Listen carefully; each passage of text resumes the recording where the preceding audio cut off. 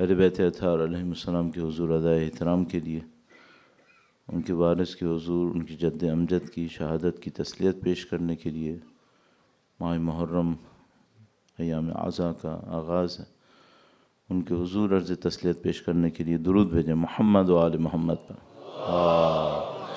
صلی علی محمد و آل محمد وعجل فرجهم. اعوذ باللہ من الشیطان الرجیم بسم اللہ الرحمن الرحیم الحمد للہ رب العالمین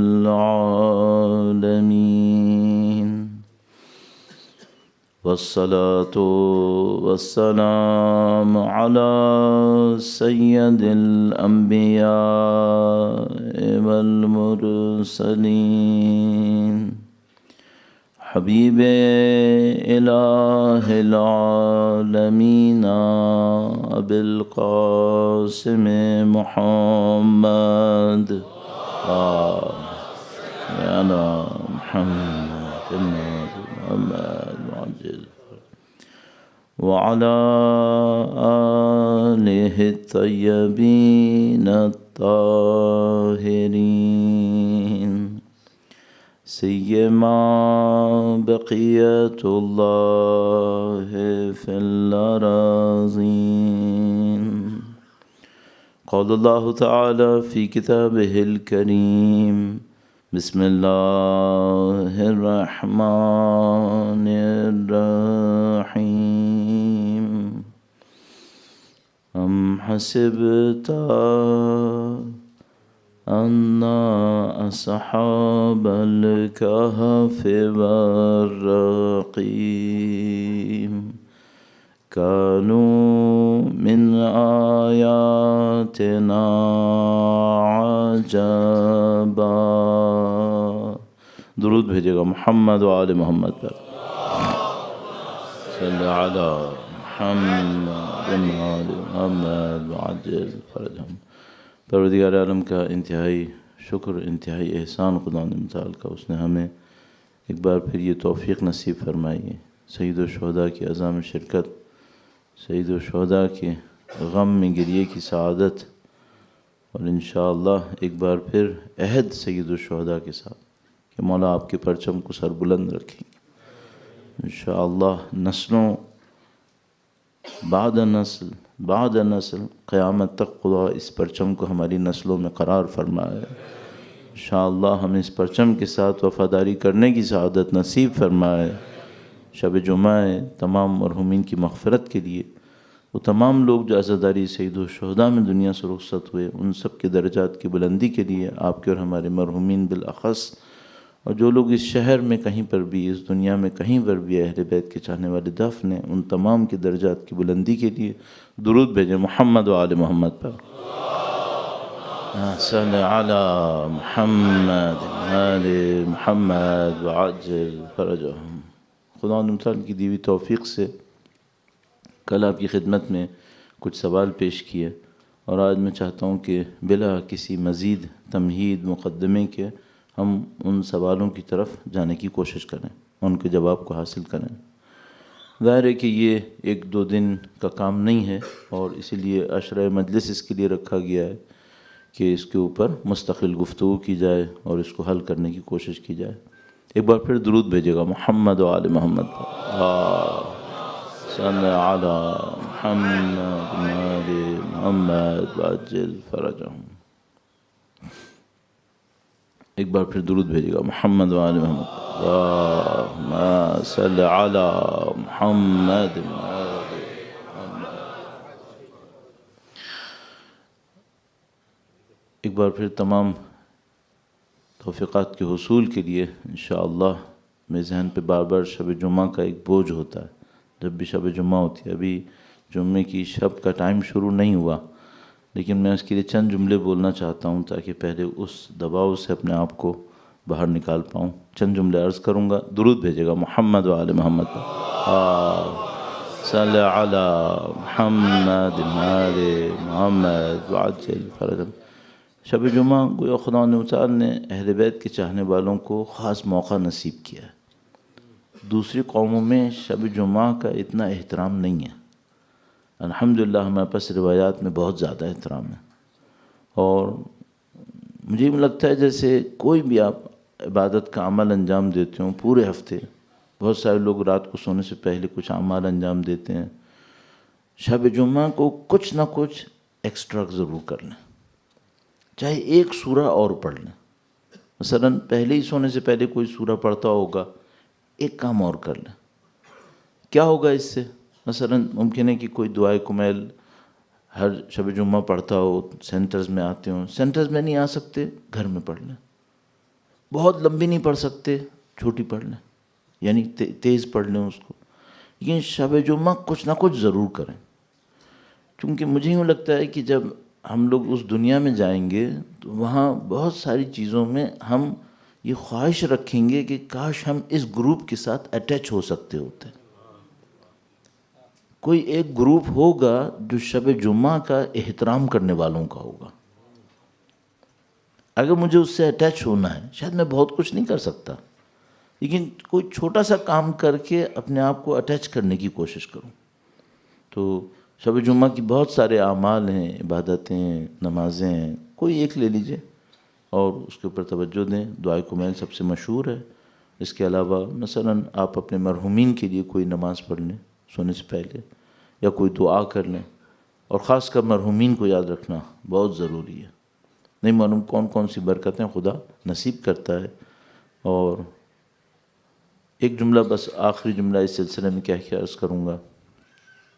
ایک بہت عجیب روایت میں نے دیکھی، اس میں کہا کہ کچھ بچے، اب یہ بچے کا مطلب عمر میں کم ہونا نہیں ہے، ممکن ہے بڑا ہو، عمر میں بڑا ہو، 50 سال 60 سال ہو. کہا کچھ لوگ اپنے والدین کی وفات کے بعد عاق ہو جاتے ہیں. یہ کیس تو ہوتا ہے، خدا نہ کرے نعوذ باللہ کہ کسی باپ نے اپنی اولاد کو زندگی میں عاق کر دیا. یہ ہوتا ہے، بہت سخت ہے، بہت سخت ہے. لیکن روایت نے کہا کہ کچھ لوگ فوت ہونے کے بعد عاق ہوتے ہیں. کیوں ہوتے ہیں؟ کیونکہ یہ اپنے مرے ہوئے والدین کی طرف توجہ نہیں دیتے، ان کے لیے کچھ نہیں کرتے. کیوں ان کی قبروں پہ نہیں جاتے؟ کیوں ان کے لیے کوئی کام انجام نہیں دیتے؟ اچھا مثلا میں یہ سوچوں گا کہ چونکہ اب مرے ہوئے 25-30 سال ہو گئے، کیا رشتہ ختم ہو گیا؟ 30 سال ہو گئے تو کیا ہوا؟ باپ تو ابھی بھی باپ ہے. ٹھیک ہے مثلا میں خود دادا ہوں، لیکن جو میرا باپ ہے وہ تو باپ ہی ہے، اس کو میں کیسے بھول گیا؟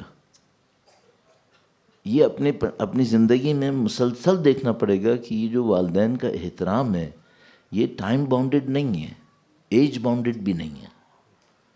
70 سال کا بھی ہو تو کرنا ہے.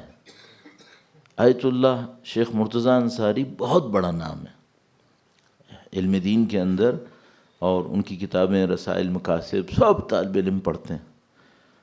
مرجعیت کے باوجود اپنی والدہ کو اپنے کندھے پہ بٹھا کر زیارت کے لیے لاتے تھے، مرجعیت کے ساتھ.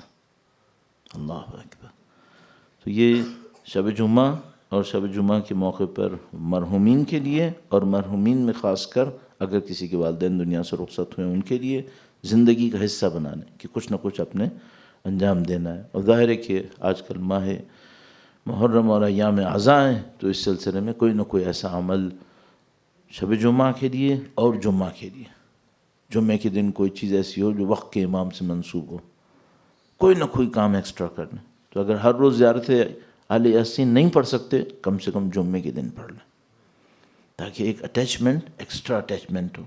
چاہے ہر روز دعائے عہد پڑھتے ہوں کوئی بات نہیں، ایک کوئی کام اور ایکسٹرا کر لیں. اسی طرح صدقہ خیرات اور بہت ساری چیزیں ہیں. تو ہمیں اپنی زندگی میں ڈیولپمنٹ کو اپنے آپ سے دور نہیں کرنا چاہیے، ہمیشہ کچھ نہ کچھ ڈیولپ کرنا چاہیے. اس کے ساتھ میں انشاءاللہ اپنے موضوع کو شروع کرتا ہوں. ایک بار پھر درود بھیجے گا محمد و آل محمد پر. اللہم صل علی محمد آل محمد وعجل فرجهم.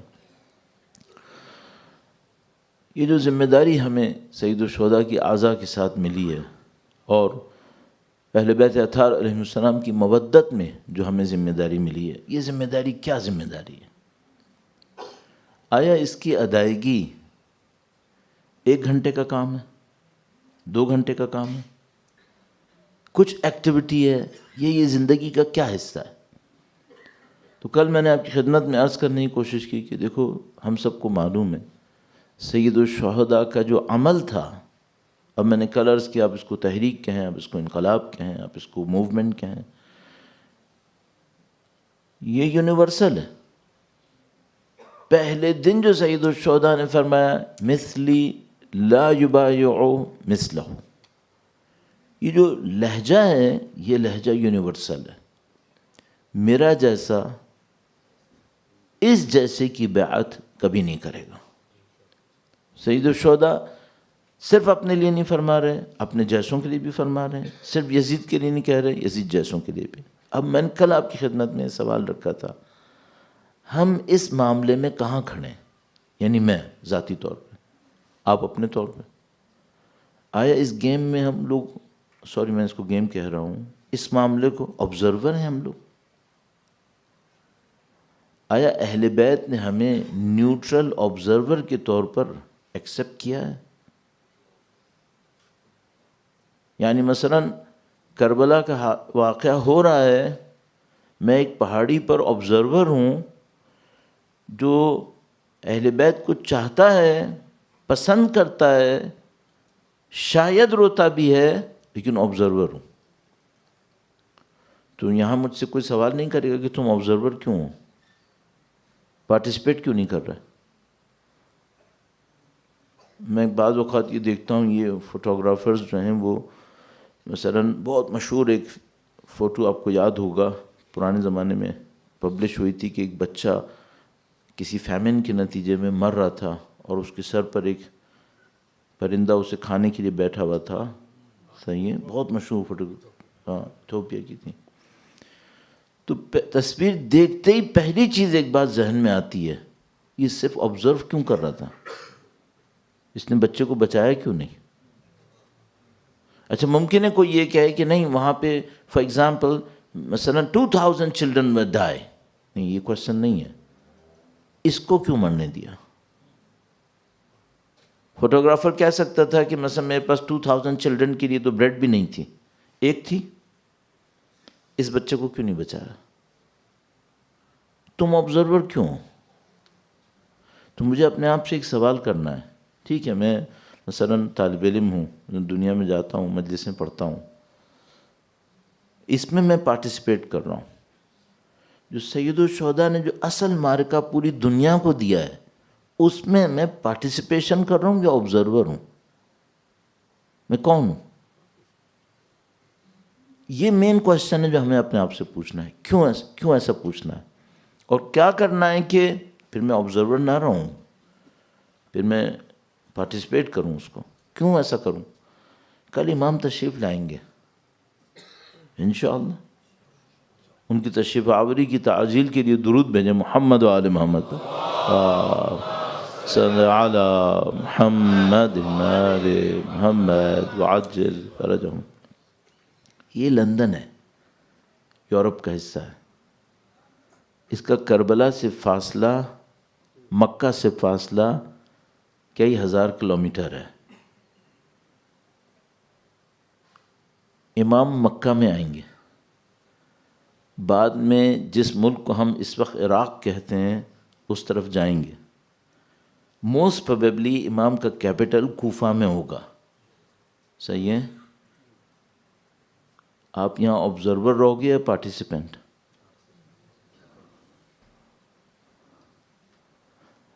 ابھی تک جو ہمیں سمجھ میں آ رہا ہے وہ یہ کہ ہمیں پارٹیسپیٹ کرنا واجب ہے.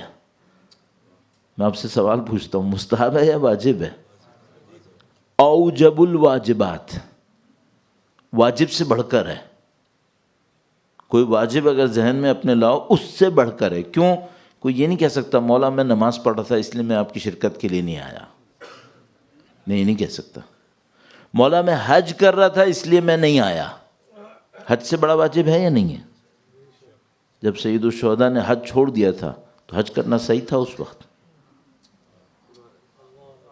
نہیں. اس وقت سب کی ذمہ داری تھی کہ وہ بھی حج چھوڑ کر اپنے امام کا ساتھ دیتے. اوجب الواجبات. اب مجھے ایک ڈر ہے بالکل صاف بغیر کسی تکلف کے، مجھے ڈر ہے ہم لوگ آبزرور باقی رہیں گے. مجھے ڈر ہے. کیوں؟ کیونکہ میں ڈائریکٹلی فورسفلی انوالو نہیں ہوں گا. میں عراق میں تھوڑی رہ رہا ہوں، میں کربلا میں تھوڑی ہوں، میں مکہ مدینہ میں تھوڑی ہوں جہاں اصلی معاملہ ہے. میں تو 1000 کلومیٹر دور ہوں، اور مجھے یہ بھی ڈر ہے کہ مجھے یہ نہیں پتا کہ میں کوئی ریڈ لائن کراس نہ کر ڈالوں کہ جس سسٹم میں میں رہ رہا ہوں گا وہ امام کے ساتھ ہوگا یا خلاف ہوگا. مجھے نہیں پتا. اب یہ تو مجھے پتا ہے کہ جو سسٹم اس وقت عربیہ میں ہوگا وہ مخالف ہوگا، یہ مجھے پتا ہے روایتوں سے. جو سسٹم اس وقت سیریا میں ہوگا وہ مخالف ہوگا، یہ پتا ہے روایتوں سے. مجھے باقی کا کچھ نہیں پتا. یا بولو کہ میرا دل نہیں چاہ رہا کہ بولوں، صاف بات ہے. میں یہاں پہ بیٹھ کر کوئی یہ بات بھی نہ کہوں جو غلط بیانی ہو جائے. تو مثلا میرا دل نہیں چاہ رہا کہ میں کہوں کہ کیا ہوگا، لیکن ایک چانس ہے کہ شاید فیور میں نہیں ہوگا. اچھا اگر خدا نہ کرے وہ سسٹم جس میں میں زندگی گزار رہا تھا فیور میں نہیں ہوا تو میرے پاس ایک ایکسکیوز بھی ہوگا.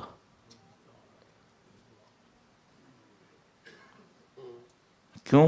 اب میرے پاس ایک ایکسکیوز ہوگا. کیا ایکسکیوز ہوگا؟ وہی کہ مولانا رسک بہت ہائی ہے. رسک بہت ہائی ہے. صحیح ہے. اچھا اب میں اپنے آپ سے ایک سوال پوچھ رہا ہوں. اگر میں نے اپنی لائف کا آبجیکٹیو کچھ اور بنایا اور امام کی نصرت 4th 5th 6th لیول پہ ہوئی پرائورٹی میں، تو وہ جو ٹاپ 5 پرائورٹیز ہوں گی ان کو ڈیفینڈ کرنا میرے لیے ایکسکیوز بنے گا. تو میں ان 5 پرائورٹیز کو سیکریفائز نہیں کروں گا نعوذ باللہ تعالی. 6 پرائورٹی کو اگر یہ 6th ہوئی قسمت سے تو میں اس کے اوپر کمپرومائز کر لوں گا نعوذ باللہ تعالی. اس کا مطلب کیا ہے؟ اس کا مطلب ہے تھیوریٹیکلی اسپیکنگ، پریکٹیکلی کا مجھے نہیں پتا، تھیوریٹیکلی اسپیکنگ مجھے امام کی نصرت کو ٹاپ پرائورٹی بنانا پڑے گا. اگر خدا نہ کرے میں نے اپنی زندگی میں اپنے دماغ میں اس کو ٹاپ پرائورٹی نہیں بنایا تو میں کمپرومائز کر دوں گا. کیوں؟ کیونکہ یہ مجھے پتا ہے کہ امام کی نصرت سے کم کوئی بھی چیز ہوئی اس وقت اس کی کوئی ویلیو نہیں ہے اللہ کے نزدیک. آپ خود بتا دینا. میں بھی آپ سے سوال پوچھوں گا، آپ کے پاس جواب بھی ہے. درود بھیجے گا محمد و آل محمد پر. صلی علی محمد آل محمد وعجل فرجهم. جنہوں نے سید الشہداء کا ساتھ نہیں دیا نعوذ باللہ تعالی اپنے مال کے لیے وہ ملعون ہوئے. جنہوں نے سید الشہداء کا ساتھ نہیں دیا اپنی جان کے لیے وہ ملعون ہوئے. جنہوں نے سید الشہداء کا ساتھ نہیں دیا اپنی اولاد کو بچانے کے لیے. مطلب کیا ہے؟ اپنی اولاد کو بچا لیا اور علی اکبر کو قربان ہوتے دیکھ لیا. ہاں یہ کیا ہوئے پھر؟ یہ بھی غلط ہو گیا. صحیح. اب مجھے ایک ڈر ہے اگر امام کی نصرت کے اوپر میری کوئی پرائورٹی ہوئی، کوئی بھی چیز کاؤنٹ کر لو، میری جان، میری اولاد، میرا مال، میرا ریپوٹیشن، میں اس کو ڈیفینڈ کرنے کے پیچھے جاؤں گا. پھر اگر خدا نہ کرے میں اس کو ڈیفینڈ کرنے کے پیچھے چلا گیا میرے پاس ایک ایکسکیوز ہوگا. پھر میں وہ نہیں کر پاؤں گا جس کے لیے اب تک میں وعدے کر رہا تھا. تو عزیزان محترم، اس ڈسکشن سے مجھے ایک فائدہ ہو رہا ہے اپنے لیے، وہ یہ کہ مجھے جب تک ٹائم ملا ہوا ہے، جب تک میں اس ٹیسٹ میں نہیں گیا ہوں، پوری کوشش کر لوں کہ میں اپنے آپ کو پریپیئر کروں کہ امام کی نصرت میری ٹاپ پرائرٹی بن جائے۔ اب سوال یہاں پر ایک اور ہے، یہ ہوگا کیسے؟ یہ ہوگا کیسے؟ اب مجھے اس کو عرض کرنے کے لیے ایک مثال آپ کی خدمت میں عرض کرنی ہے، پازیٹیو سے بھی عرض کروں گا اور دوسری سائڈ سے بھی عرض کروں گا۔ درود بھیجے گا محمد و آل محمد پر، اللہم صل علی محمد۔ بہت بڑی ایک پرابلم ہے، ایک ایشو ہے، وہ ہے ظاہر اور باطن کا فرق۔ ہم سب کو معلوم ہے، چونکہ دین میں دونوں حصے ہوتے ہیں، نماز ایک ظاہر ہے ایک باطن ہے۔ جو کام لے لو آپ دین کے اندر، ایک ظاہر ہے ایک باطن ہے۔ یہ نہیں کہہ سکتے کہ ظاہر کی اہمیت نہیں ہے، تو مثلا کوئی بیٹھ کر اللہ اللہ کرے اور کہے میں نے نماز پڑھ لی، یہ نہیں ہو سکتا۔ نماز کا جو پیٹرن ہے اللہ کی طرف سے دیا گیا ہے، اس کو فالو کرنا ہے ایز اٹ از، صحیح ہے؟ کوئی نہیں کہہ سکتا ظاہر کی اہمیت نہیں ہے، لیکن سوال یہ ہے ظاہر کے ہوتے ہوئے اگر باطن نہ ہوا،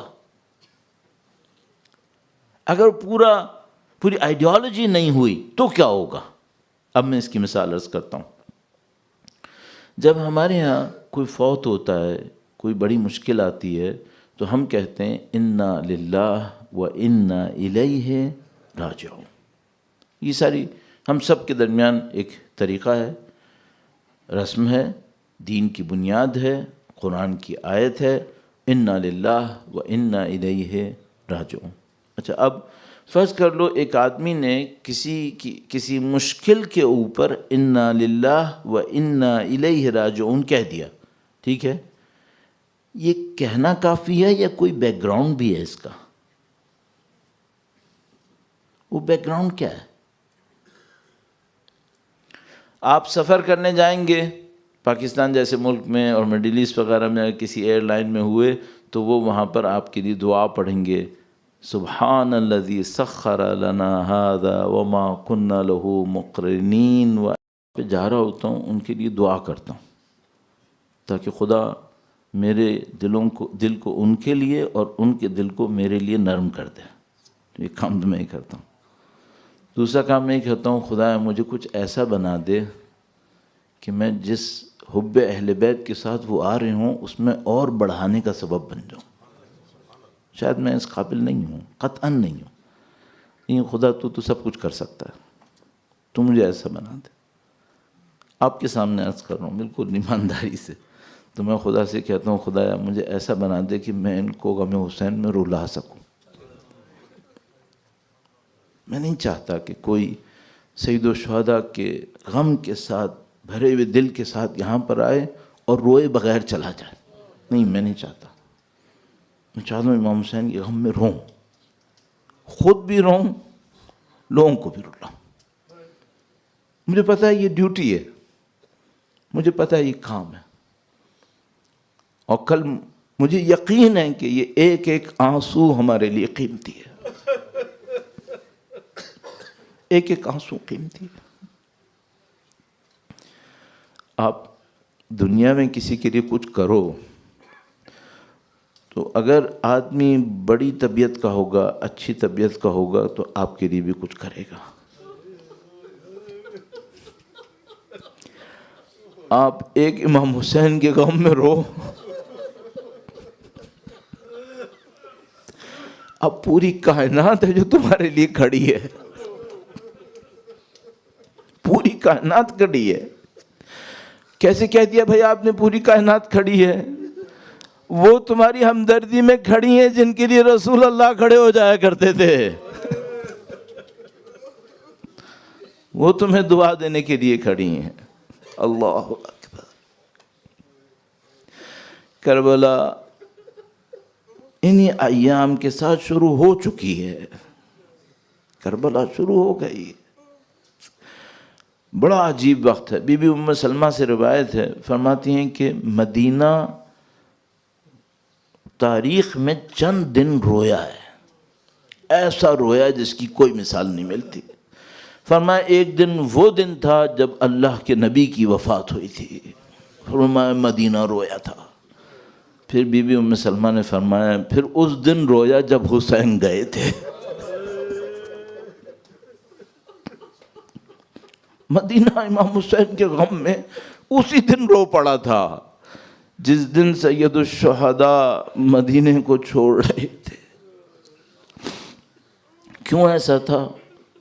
بہت سادہ سی بات تھی۔ جو لوگ نئے اسلام قبول کرنے والے ہوتے تھے، دوسرے شہروں کے رہنے والے ہوتے تھے، لوگ ان کو بتاتے تھے تم اگر مدینے جاؤ گے تو نبی کے نواسے وہاں پہ رہتے ہیں۔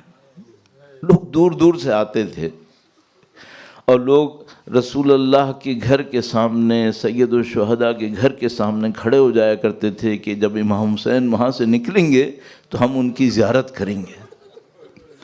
تو ایک جملہ اور عرض کروں گا، بہت سارے لوگ کھڑے ہوتے تھے علی اکبر کی زیارت کے لیے۔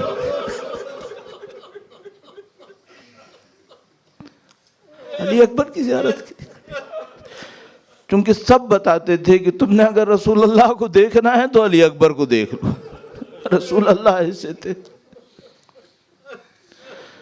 بڑی یادیں تھیں لوگوں کی مدینہ منورہ کی سید الشہداء کے ساتھ۔ اب سید الشہداء الوداع کرنے آئے۔ عزیزو یہ رات بڑی عجیب رات تھی۔ کل میں نے صرف اشارتاً آپ کی خدمت میں عرض کیا، آج سید الشہداء اپنی والدہ سے الوداع کرنے آئے۔ ایک بہت عجیب جملہ ہے جو علماء پڑھا کرتے ہیں، میں بھی آپ کی خدمت میں انہی کی پیروی میں پڑھوں گا، تو بیان کرتے ہیں کہ رسول اللہ کی قبر پر جب سید الشہداء تشریف لائے، بہت طولانی ہے، میں آپ کی خدمت میں تفصیل سے نہیں عرض کروں گا، تو بہرحال رسول اللہ کو خواب میں دیکھا سید الشہداء نے۔ یہ جو خواب کی زندگی ہوتی ہے بڑی عجیب زندگی ہوتی ہے۔ ایک بوڑھا انسان کبھی خواب میں اپنے ماں باپ کو دیکھ لیتا ہے تو اپنے آپ کو بچپنے میں دیکھتا ہے، پھر وہ ماں باپ کو تو بڑی عمر میں دیکھتا ہے لیکن خواب میں اپنے آپ کو بچپن میں دیکھتا ہے۔ اب مجھے نہیں معلوم سید الشہداء نے اپنے آپ کو کس حالت میں دیکھا۔ جب رسول اللہ کو خواب میں دیکھا تو فرمایا اے اللہ کے رسول، آپ کی امت نے مجھے بہت ستایا، کیا میں آپ کے ساتھ قبر میں آ جاؤں؟ یہ بیان بڑا عجیب بیان تھا۔ اور رسول خدا کی طرف سے کیا حکم ہوا، رسول اللہ کی طرف سے کیا یاد دلایا گیا، سید الشہداء نے ارادہ کر لیا اب مجھے جانا ہے۔ اس کے بعد سید الشہداء اپنے بھائی کی قبر پہ تشریف لائے، امام حسن مجتبیٰ کی قبر پہ تشریف لائے، اور مثال کے طور پر ظاہر ہے کہ وہ تمام مصائب سید الشہداء امام حسن مجتبیٰ سید الشہداء کے سامنے ہوں گے۔ لیکن عزیزو بڑی عجیب ایک روایت ہے، بیان کرنے والے بیان اس طرح کرتے ہیں، کہتے ہیں جب سید الشہداء رسول خدا کی روضے کی طرف بڑھ رہے تھے تو قدم مضبوطی سے اٹھاتے ہوئے بڑھ رہے تھے، ایک ایک قدم مضبوطی سے اٹھاتے ہوئے بڑھے سید الشہداء رسول اللہ کے روضے پر۔ پھر امام حسن مجتبیٰ کے روضے پر گئے، ایک ایک قدم مضبوطی سے اٹھایا اور اپنے بھائی کے لاشے کی طرف گئے۔ لیکن جب بی بی سیدہ کے لاشے کی طرف گئے تو ایسے بھاگ کر گئے جیسے بچہ اپنے ماں کی طرف بڑھا۔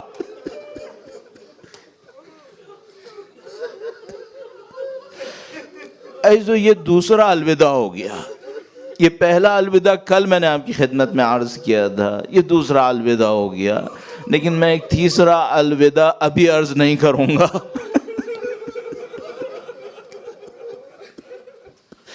اسے میں کسی اور لمحے کے لیے رکھوں گا، اور اس کے بعد بس ایک روایت اور آپ کی خدمت میں عرض کروں گا۔ وہ کون سی روایت ہے؟ عزیزو مدینے سے روانگی کا دن ہے، اللہ اکبر۔ نہیں معلوم یہ لشکر کیسا لشکر ہے، اس کے اندر سید الشہداء کے اعزاء، اقربا، اولاد، نزدیکی سب لوگ ہیں، اس کے اندر کچھ خواتین بھی ہیں، اللہ اکبر۔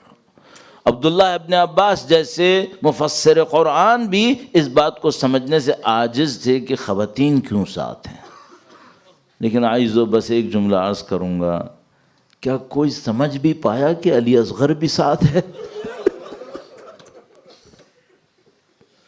کوئی نہیں سمجھ پایا ہوگا کہ علی اصغر بھی ساتھ ہیں. سید الشہداء جانتے ہیں کہ میرا ایک اور بیٹا بھی ساتھ ہے. بس آئیزو ایک منظر ہے، ایک موقع آتا ہے. سید الشہداء کے گھر کے سامنے گویا کافی لوگ جمع ہوئے ہوئے ہیں جو سید الشہداء کو الوداع کہنے آئے ہوئے ہیں. اس موقع کے اوپر بنی ہاشم کے جوان ایک ایک کر کے نکلنا شروع ہوتے ہیں اور گویا 18 جوان سید الشہداء کے گھر کے سامنے کھڑے ہو جاتے ہیں. اب لوگ منتظر ہیں کہ نہیں معلوم کیا تیاری ہونے والی ہے، کون آنے والا ہے. تو کوئی ندا دیتا ہے اور کہتا ہے کہ اے لوگو اپنی نظروں کو جھکاؤ، اے لوگو اپنی نظروں کو جھکاؤ.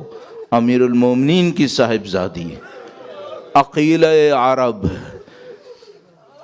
امام حسین کی بہن زینب کبریٰ سلام اللہ علیہا تشریف لا رہی ہے. سب لوگ احترام نظروں کو جھکا لیتے. تو بی بی زینب کو یہ منظر یاد تھا،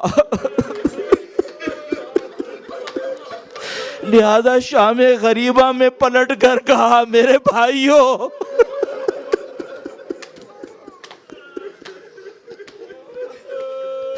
اے میرے بھائیو اب کہاں ہو؟ لعنت اللہ علی القوم الظالمین وسیعلم الذین ظلموا ایا منقلب ینقلبون. پروردگار تجھے واسطہ نبی اولاد نبی کا اس خلیل کو اپنی بارگاہ میں قبول فرما. اے پاک پروردگار سید الشہداء کے راستے پر چلنے کی سعادت نصیب فرما. پرچم عزا کو مزید عزت و سربلندی نصیب فرما. پرچم عزا کو دنیا کے کونے کونے تک پہنچانے کی سعادت نصیب فرما. قیامت تک ہماری تمام نسلوں کو سید الشہداء کے جانثاروں میں قرار فرما. ہمیں امام کے رخ انور کی زیارت نصیب فرما. ان کے ظہور کا دن دیکھنا نصیب فرما. شب جمعہ خدایا حب حسین کے صدقے میں، عزائے حسین کے صدقے میں ہمارے تمام مرحومین کے تمام گناہ صغیرہ و کبیرہ کی مغفرت فرما. ان کی قبور کو نور حسین سے منور فرما. اے پاک پروردگار ہماری زندگی کا اختتام شہادت کی موت قرار فرما. ماتم حسین.